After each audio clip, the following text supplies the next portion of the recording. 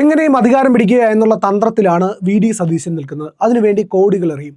ഈ കോടികൾ എന്ന് പറഞ്ഞു കഴിഞ്ഞാൽ നിസ്സാര കാര്യമല്ല. കോടികൾ മുടക്കുന്നത് നേതൃയോഗം നടത്താൻ വേണ്ടിയിട്ടാണ് എന്നുള്ളത് കൂടി ഒന്ന് ഓർത്തു നോക്കേണ്ടതുണ്ട്. 200-ലേറെ പ്രതിനിധികൾ പങ്കെടുത്ത ഒരു നേതൃയോഗം വയനാട്ടിൽ നടന്നു. അത് കോൺഗ്രസിൻ്റെ നേതൃയോഗമാണ്. ആ നേതൃയോഗത്തിന് ഇവരെ എല്ലാം പരിശീലിപ്പിച്ചെടുക്കാൻ, അവർക്ക് തന്ത്രങ്ങൾ മെനയാൻ കൂടെ നിന്നത് സുനിൽ കനകോലു എന്ന് പറയുന്ന രാഷ്ട്രീയ തന്ത്രജ്ഞൻ. അപ്പോൾ വയനാട്ടിലെ സപ്ത റിസോർട്ടിലാണ് ഈ നേതൃയോഗം നടന്നത്. അതിനുവേണ്ടി എത്ര കോടികളായിരിക്കും പൊടിച്ചിരിക്കുക എന്നുള്ളത് ഒന്ന് കണക്കുകൾ എടുത്തൊന്ന് പരിശോധിച്ച് നോക്കാം. അതായത് അവിടെ ഒരു ഡബിൾ റൂം, സാധാരണ ഡബിൾ റൂം എടുക്കണമെങ്കിൽ ആ ഹോട്ടലിലെ വില എന്ന് പറയുന്നത് 24,000 രൂപയാണ്. ഇനിയൊരു അത് കുറച്ചുകൂടി ആഡംബരമുള്ള ഒരു ഡീലക്സ് ഡബിൾ റൂമാണ് എടുക്കുന്നതെങ്കിൽ ആ ഡീലക്സ് ഡബിൾ റൂമിൻ്റെ വില വരുന്നത് എന്ന് പറയുന്നത് 27,000 രൂപയാകും.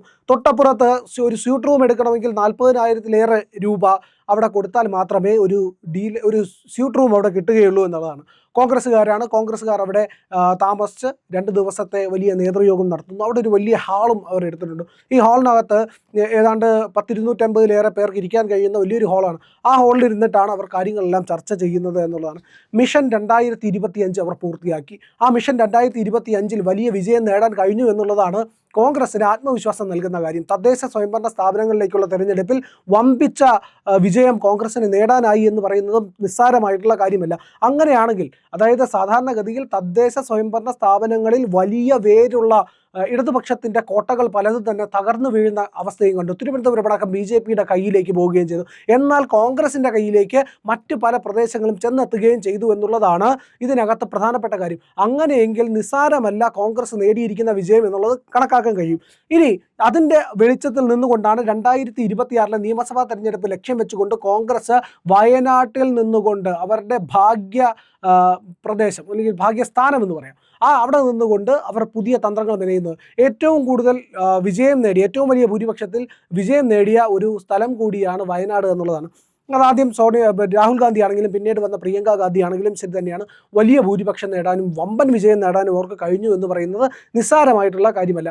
അങ്ങനെ വിജയിച്ച ലീഗിൻ്റെയും കോൺഗ്രസിൻ്റെയും കൂടി ഒരു കോട്ടയായിട്ടുള്ള വയനാട് നിന്നിട്ടാണ് അവർ ഇങ്ങനെ ഒരു വിജയം നേടിയിരിക്കുന്നതും അവിടെ നിന്നുകൊണ്ട് തന്നെ പുതിയ തന്ത്രം മെനയുകയും ചെയ്യുന്നു. നമുക്കറിയാം, ഈ പറയുന്ന ഡെക്കാൻ പീഠഭൂമിയുടെ ഏറ്റവും അറ്റമാണ് ഈ പറയുന്ന വയനാട് എന്ന് പറയുന്ന ഈ ഉയരമുള്ള കുന്നിൻ പ്രദേശം എന്ന് പറയുന്ന ആ പ്രദേശത്താണ് ഈ പറയുന്ന സപ്ത റിസോർട്ടും സ്ഥിതി ചെയ്യുന്നത്. അവിടെ നിന്നുകൊണ്ട് കോടികൾ മുടക്കിക്കൊണ്ടാണ് കോൺഗ്രസ് ഈ പറയുന്ന നേതൃയോഗത്തിന്, ഈ പറയുന്ന പരിശീലനത്തിന് ഇല്ലെങ്കിൽ പദ്ധതി മെനയുന്നതിന് എല്ലാം തുടക്കം കുറിച്ചിരിക്കുന്നത് എന്നുള്ളതാണ്. ഒരു നേതൃയോഗത്തിന് വേണ്ടി ഇത്ര കോടികൾ മുടക്കാൻ കഴിയുമെങ്കിൽ കോൺഗ്രസിന് തെരഞ്ഞെടുപ്പിന് വേണ്ടിയിട്ട് എത്ര കോടികൾ മുടക്കാൻ കഴിയുമെന്നുള്ളതാണ്. അപ്പോൾ കോൺഗ്രസിന് വലിയ തോതിലുള്ള ഫണ്ട് വരുന്നുണ്ട്.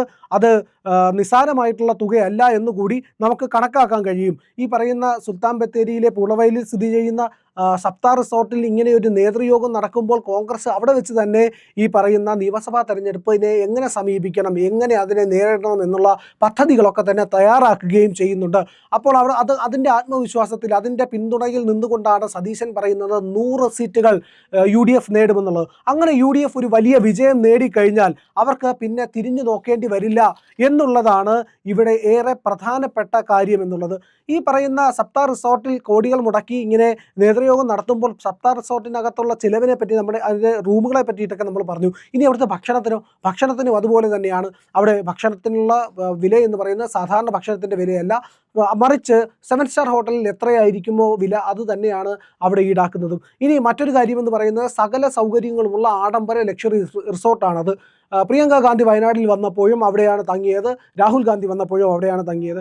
എന്നിട്ട് അവിടെ നിന്നുകൊണ്ടാണ് അവിടുത്തെ പ്രചാരണമൊക്കെ തന്നെ ആരംഭിച്ചതും പ്രവർത്തിച്ചതും എല്ലാം തന്നെ.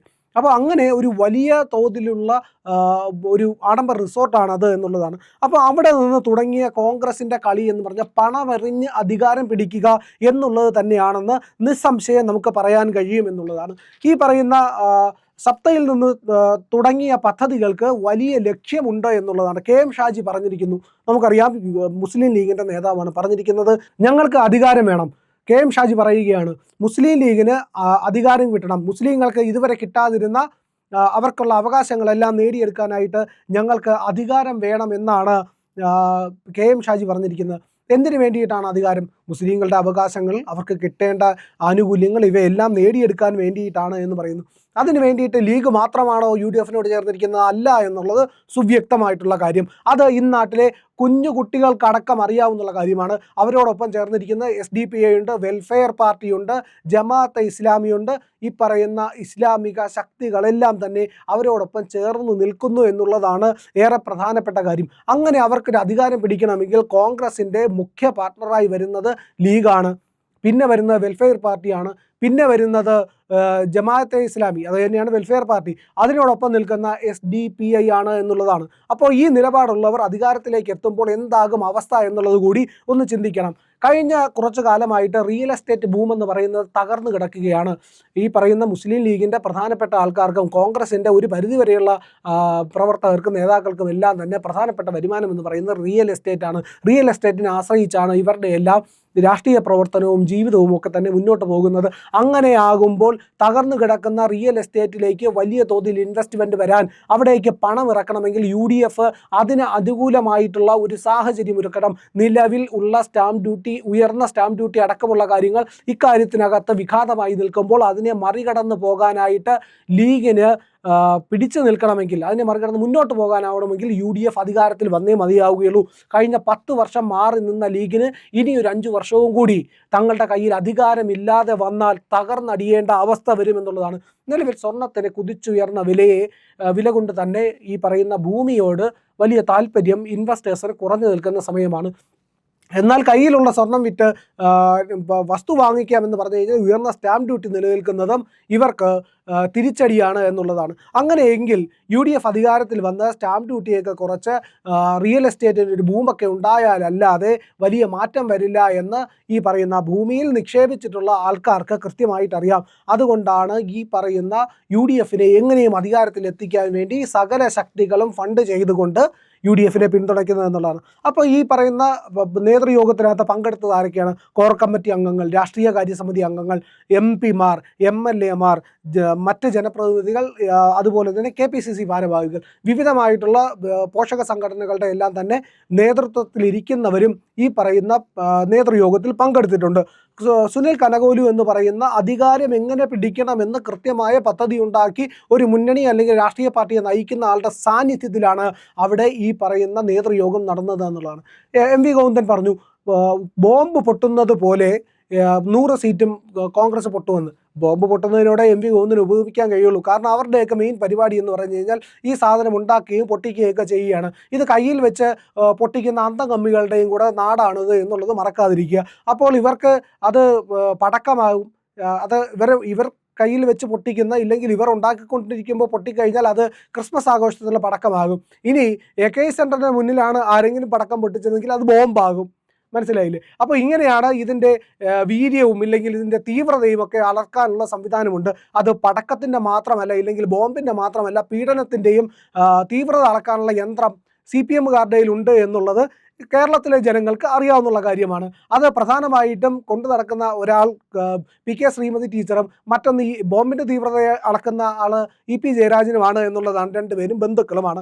അപ്പോൾ എന്തായാലും കോൺഗ്രസ് വലിയ പദ്ധതികൾ മെനഞ്ഞുകൊണ്ട് വലിയ തോതിൽ പണമിറക്കിക്കൊണ്ട് അധികാരം പിടിക്കുന്നതിന് വേണ്ടിയിട്ടുള്ള എല്ലാ മുന്നൊരുക്കങ്ങളും നടത്തുന്നു എന്നുള്ളതാണ്. കോടികൾ ഇറക്കിക്കൊണ്ട് വയനാടിലെ ദുരന്തത്തിൻ്റെ പേരിൽ പിരിച്ച പണമുണ്ടല്ലോ, കോൺഗ്രസ് പിരിച്ച പണം, ആ പണമൊക്കെ ആണോ ഈ പറയുന്ന ഫണ്ടുകളായിട്ട് വരുന്നത് എന്നുള്ളൊരു ചോദ്യം കൂടി വരുന്നുണ്ട്. UK-യിലൊക്കെ ഇടയ്ക്ക് പോയതാണല്ലോ, അതെല്ലാം നമുക്ക് ഓർമ്മയുമുണ്ട്. അങ്ങനെയാണെങ്കിൽ ഈ പറയുന്ന കോടികൾ മുടക്കി വയനാടിൻ്റെ നെഞ്ചത്ത് വെച്ച് തന്നെ അവിടുത്തെ പ്രളയത്തിൽ ഇല്ലെങ്കിൽ അവിടുത്തെ ഉരുൾപൊട്ടലിൽ എല്ലാം നശിച്ചവരുടെ മുമ്പിൽ തന്നെ കോടികൾ മുടക്കി ഒരു സപ്ത എന്ന് പറയുന്ന ആഡംബര 7 സ്റ്റാർ റിസോർട്ടിൽ ഈ പറയുന്ന നേതൃയോഗം നടത്തിയിട്ടുണ്ടെങ്കിൽ അവർ ലക്ഷ്യം വയ്ക്കുന്നത് നിസ്സാര കാര്യമല്ല എന്നുള്ളത് കൂടി നമ്മൾ കണക്കാക്കിയിരിക്കേണ്ടതുണ്ട്.